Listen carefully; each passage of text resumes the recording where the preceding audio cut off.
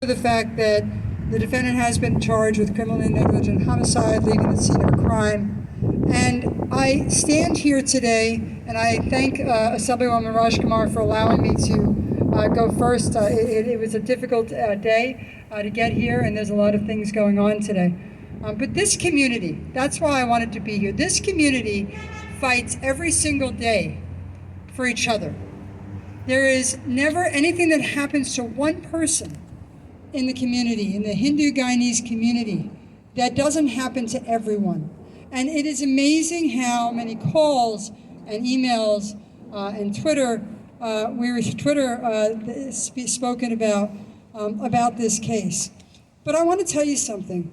Even though we actually don't do justice based on Twitter and Facebook and all of that, it's heartwarming for me to see that there is such compassion and such friendship out there for Aunt Rita. That's how she was called. The way that she tried to pass on the culture to the next generation, the chorus that now sings in her name, the people and generations of families that she has touched, of new Americans and people that have come to this country and before, was really outstanding to hear about.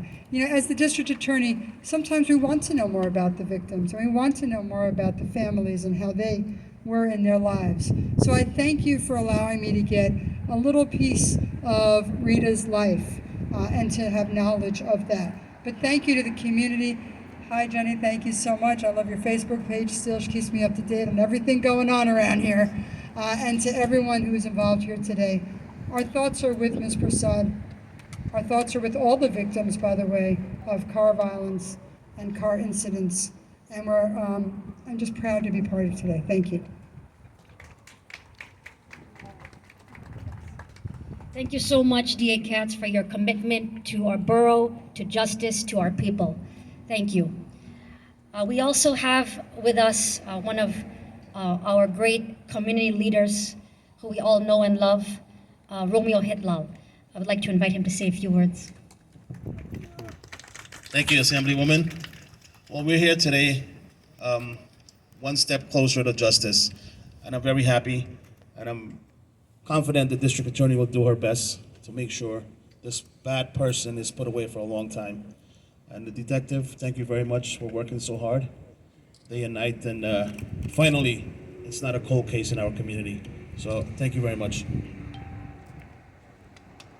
Thank you so much, Romeo. We have our district leader here, Richard David. Richard David is a tremendous leader for us. We all know him, and we thank him for everything he does. Richard, please come and say a few words. Good afternoon, everyone. My name is Richard David. I am here with my nieces and my brother, actually. On Christmas Eve, they live around the corner with my mom. Were awakened by this, they weren't awake, it was early, but everyone in this neighborhood heard this accident. And they were among the first people to be here and to respond. The truth is, Auntie Rita was someone who constantly looked out for me. And I guess I'm in politics, you need people to look out for you sometimes. But more than that, this was a life cut short. She was a beloved member of the Hindu Indo-Caribbean community that's called Ozone Park home for decades. I'm really glad to be here to see that we don't have another cold case, as Romeo said. And we're gonna keep following this trial because it's just the start of the process to see that we have justice. This summer has also been a really violent summer with car accidents. There are so many. This is one incident, and a heartbreaking one at a heartbreaking time on Christmas Eve. But this summer we've seen a tremendous amount of people in the Indo-Caribbean Guyanese community, a lot of them are young boys, have passed away just this summer, just last week. 4 young boys from car violence and car accidents in this community. I hope that we can break car culture, but if it's gonna be here with us, I hope that we can just drive around a little more safely. Thank you, Assembly Member, for letting me say a few words and for convening us today. Thank you, District Leader. Jeannie Persaud also keeps me up to date on everything that's happening. So, Jeannie, we'd love to hear from you.